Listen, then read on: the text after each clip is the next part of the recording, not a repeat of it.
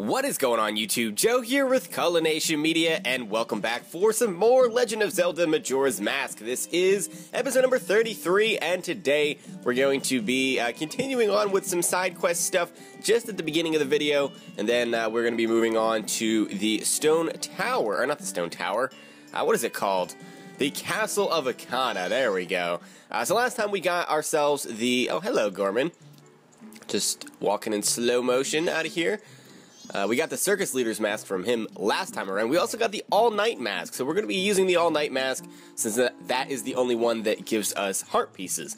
And yes, that's right, there's an S at the end because it's going to give us 2. So we're going to pull this out as we go into the stockpot into this room here with good old Granny. Oh, Tortoise, did you finish helping Father?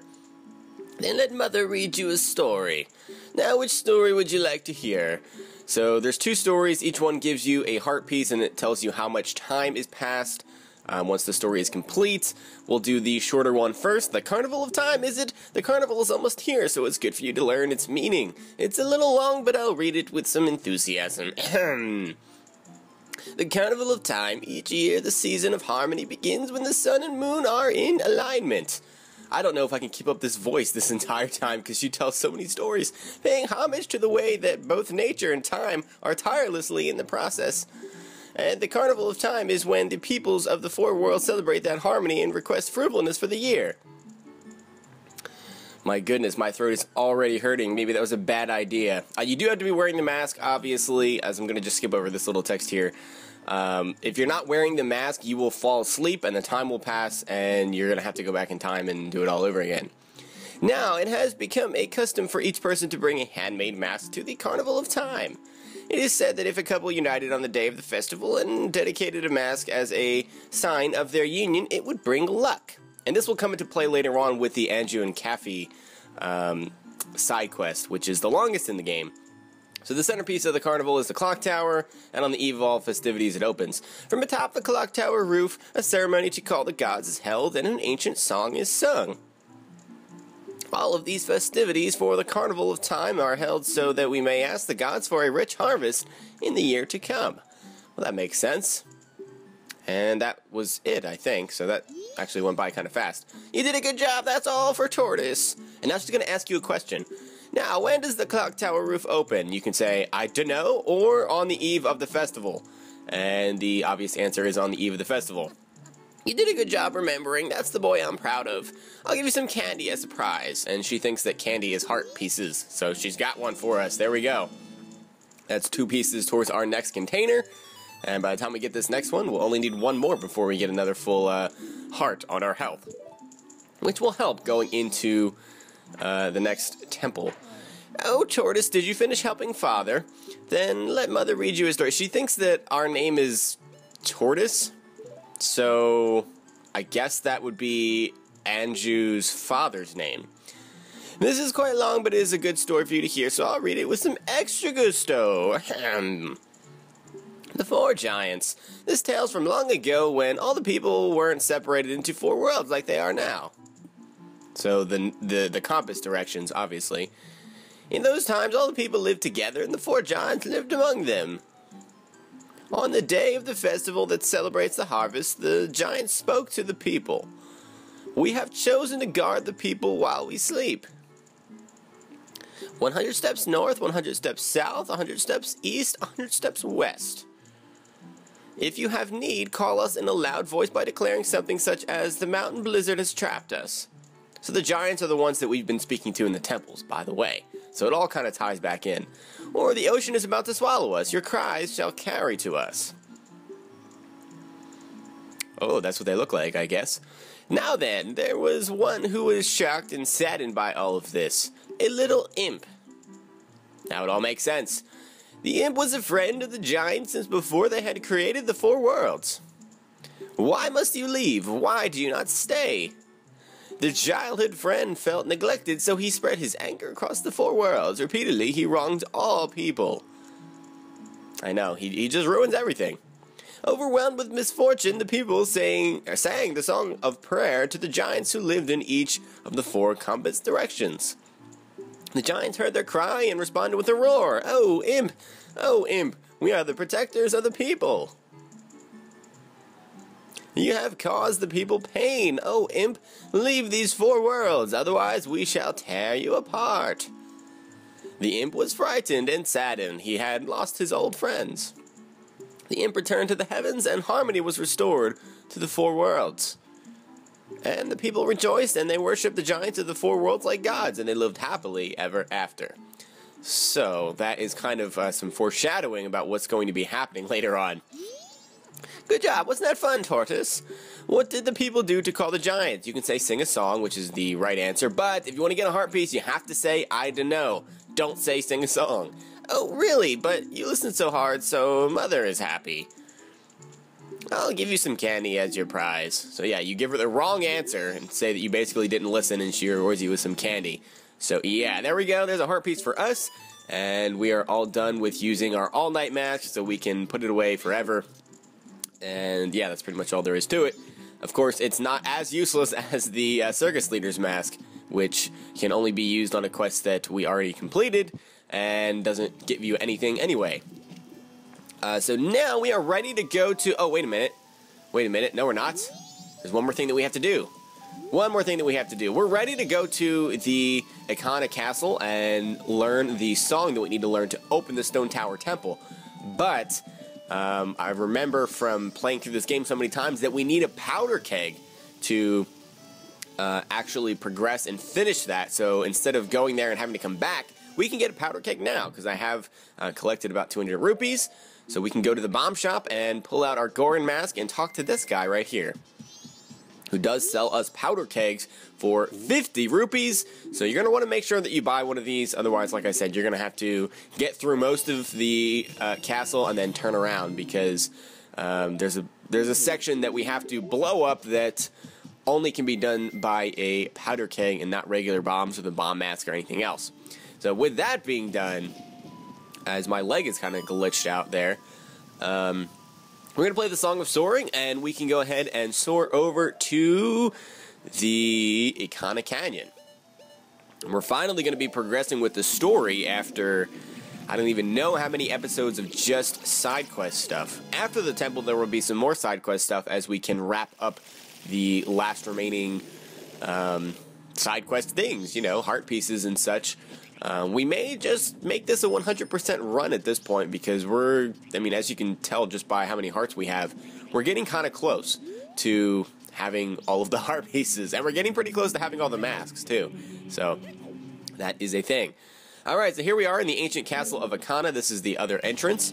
If we hit this and we have the mirror shield, we can now get rid of this block. And I'm always so bad at aiming this. It's going to be a problem in the Stone Tower Temple because there's one section where you have to be pretty accurate with aiming light from your mirror shield, and I'm just not good at it. With this controller, it's just really touchy, and yeah, I don't know. I always had a problem with it when it was on the N64 too, though, so maybe it's not just the controller. The controller makes it worse for me, but I think I would just have problems regardless.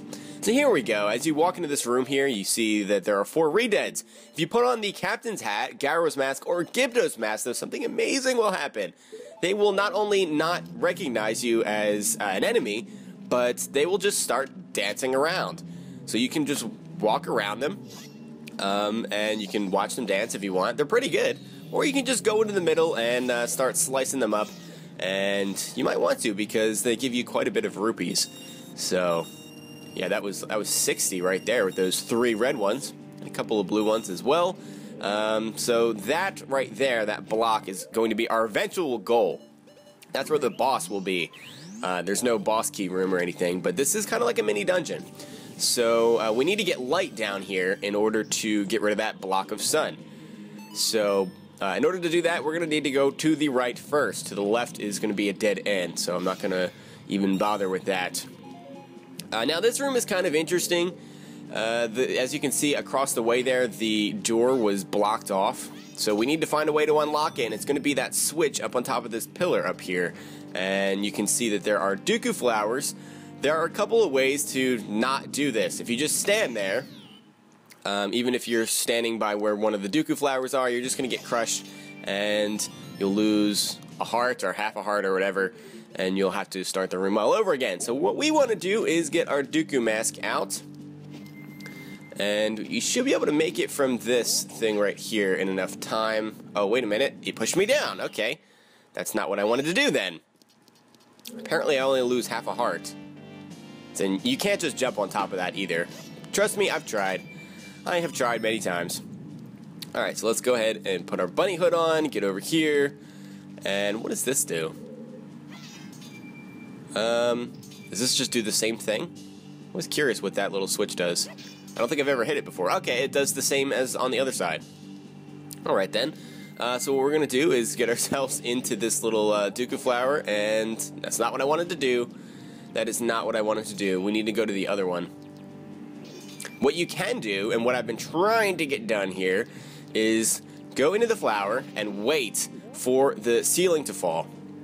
Because you're safe while you're in the flower, and then once you release, the ceiling goes back up and it starts all over again. So then you can jump back into the flower and go back and barely make it up onto the ledge. Take off the Dooku mask because you're too light to hit switches with it, and finally the door opens. That was way too, oh wow, and I just jumped right onto that. Ouch. That took way too long. I was not trying to make it last that long. Now, I don't know if the spiders in here are invisible or not, so I'm going to get out my lens of truth. Because I know there are some Skulltulas. And you could just see a platform was over there. You don't really need the lens of truth, I guess. Because that spider was completely visible. And by spider, I mean Skulltula. These mines are kind of annoying. If you jump into them, obviously they will explode. And you'll be falling down into the abyss and you'll have to start things all over again. This room isn't that complicated though. So, we killed the Skulltula. Let's dive in here. We're going to have to do this a couple times because there's a heart piece on the outside and we're going to have to jump down and redo all these rooms, which kind of stinks and makes this a little bit longer, but for the sake of having the heart piece, we're going to do it. And I see more Skulltulas over there. So, I don't think we want to fly over there just yet. Let's go ahead and shoot him down from over here. Bam. And, oh, I just barely missed you. Get out of here, Mr. Skulltula. Not about to get eaten or knocked off the edge here. So as long as you have the bunny hood, you don't really need to worry about anything. There are some invisible platforms here that you can see with the lens of truth that are made of ice, but so you know, it's kind of difficult to get traction on them. I just prefer to use the bunny hood because you should be able to make all the jumps that are necessary. And there we go. We can make that.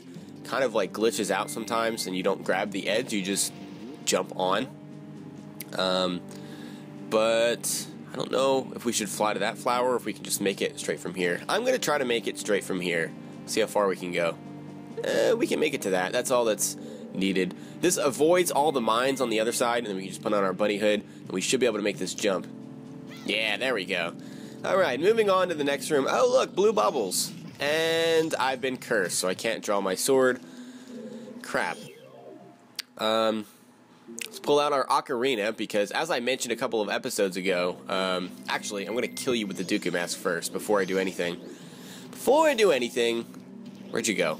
There you are. Stupid blue bubbles, these things are so annoying. But like I said a couple of episodes ago, if you pull out your ocarina after you've been cursed and you play the Song of Storms, that will blow away the curse so that you can then use your sword, because it lasts for a few minutes, even if you go from room to room otherwise. So there you go. Somehow we got back to full health too. Oh yeah, there was a fairy. Oh wait!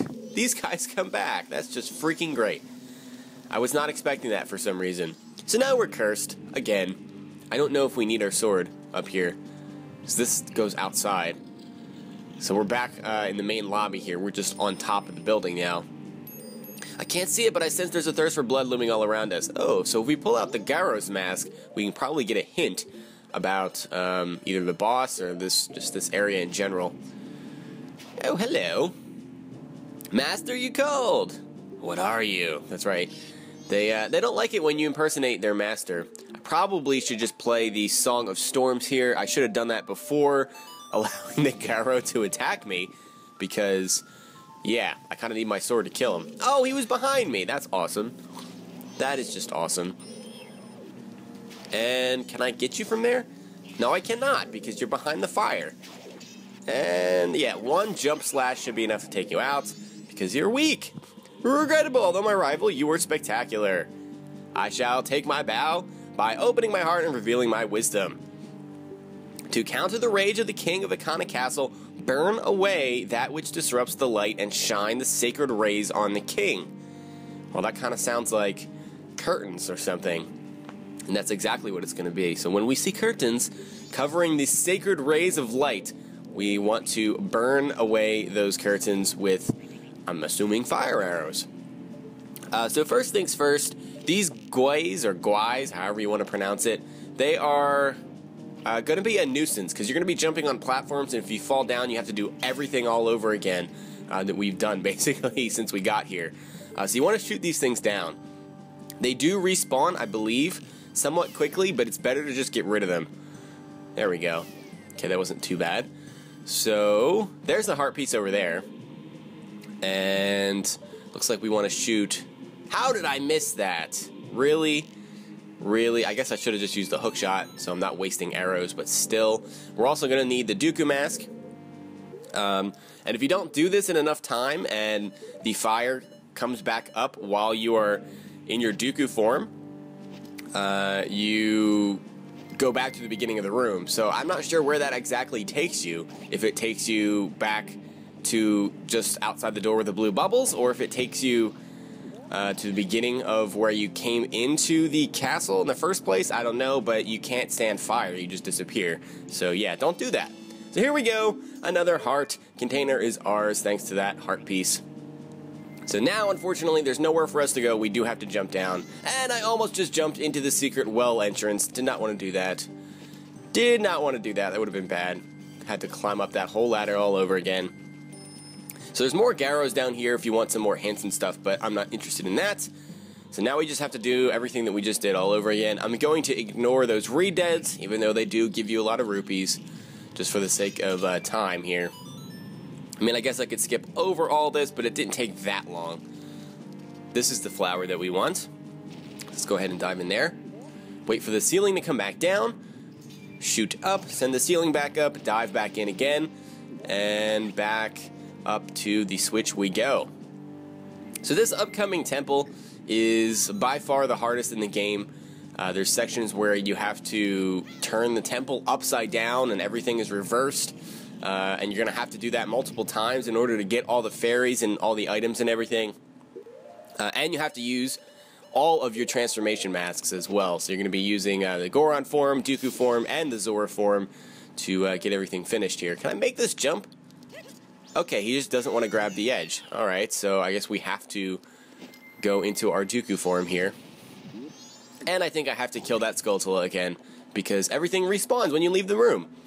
That's just cool.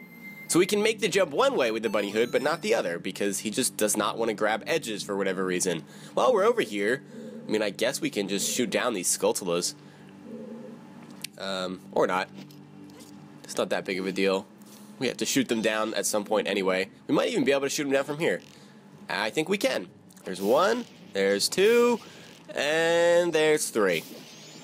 Beautiful. Now we can work our way to the last part of the room, to the door that is now unlocked. I'm going to go over here and see if we can get any items in these pots. No, apparently not. The fairies and such disappear. Not that I needed a fairy. We should be able to make it to this ledge, just barely. There we go. Still had a little bit of juice left in our Dooku flowers there. Back to the room with the blue bubbles, so I'm going to roll in front of them, because they can't get you if you roll. Haha. And now we'll go back up to the outside. So it doesn't take that long to redo it all, but it's just kind of annoying. So here we are, back at the top again, and trying to figure out what exactly we were supposed to do. Before we do anything, let's kill some of these guais, slash guays. They're just so annoying. They always attack me when I'm on the platforms, and I can't tell you how many times playing through this game that they've knocked me off completely, and you just have to do all that again. And if you got the heart piece, you already had to do it all over again once. So it's just incredibly annoying. Let me kill you. You should be the last one. So I guess we should see what is along this platform here, if anything. There's a giant block. Now, we need to move that in order to let light down into that original room with the... oh, wait, that wasn't the ReDeads, I don't think. That's the room next to where the ReDeads are, because the ReDead room is in the center. Oh, look, the Gways are back. Cool. Good thing I have lots of arrows.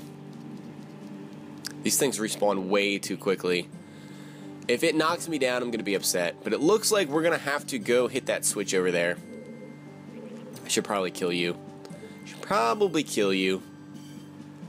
There we go. Goodbye. Because they also can hit you while you're flying with the Dooku Flower. Although you're not flying for that long, but they can knock you out of the sky, and that kind of stinks. So let's drop down.